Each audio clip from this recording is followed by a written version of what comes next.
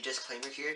And if you guys have watched my Motorola Moto G review, the first one I did, and the first video to go up on my channel, just note that this video and that video will be outdated. But if you want to see what the experience was like from a KitKat user and what I liked about the phone, same's gonna be here. And if you're just annoyed because I drowned this phone out, I have signed a 12 or an 18-month agreement with AT&T that I have this phone for.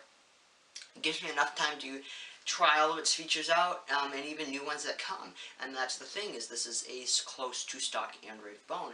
Motorola, and Lenovo, and Google still work together and bring software updates to your phone, as well as AT&T brought my update to my phone 3 months later. But KitKat, from when it got KitKat to when it got Lollipop, was a long, long time, and the release date's wild. But I have it here, the Android L phone that I've been wanting. I think I might have mentioned in my review I liked Android KitKat, but Android L is kind of something that I was like, maybe. Now there's Android M, and I'm still a version behind, but this is actually 5.1, so technically I'm a little less than a version behind. I'm actually a little bit of a version ahead, a newer version of 5.1.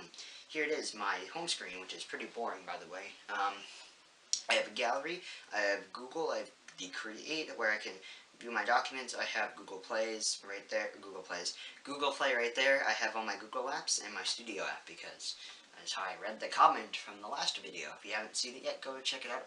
I'll drop a little card right there.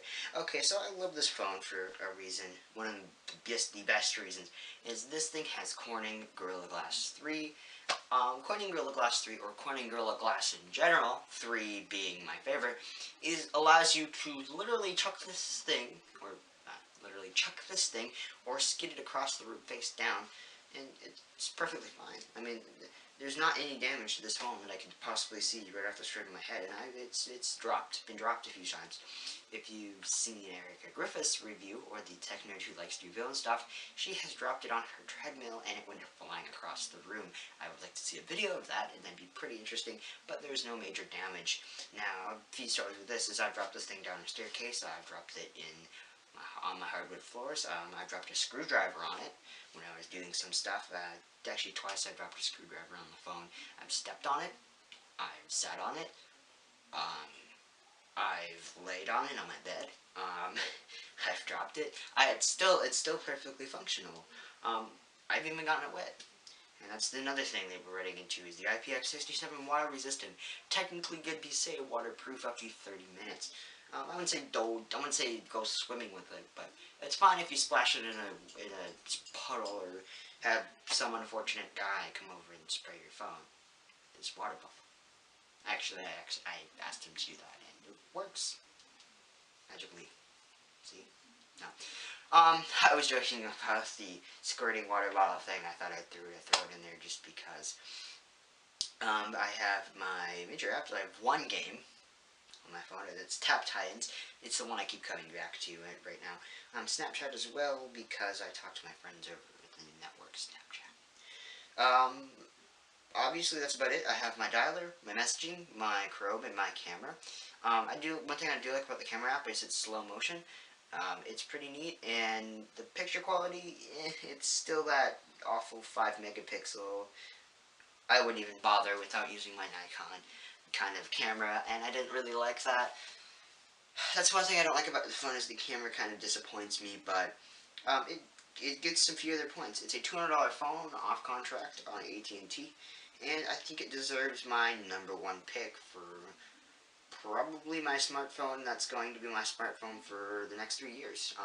It's going to stay on Android 5.1, so after the 18-month period, I'll probably go with like a Nexus 6, or some other phone, like a Samsung phone maybe. I'm not even going to try Samsung again, I'm joking about that. That's why I went to Motorola. I might actually get the newer Moto G if there's a newer version, or Moto X or something. But that's the whole review. It does good. I love Android L features. I love the Android L features, the material design, and the Chrome and everything. I just love it.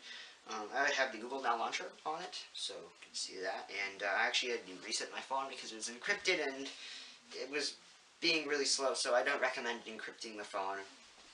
But if you want to keep your data safe, go right ahead and encrypt it. I have a screen lock, so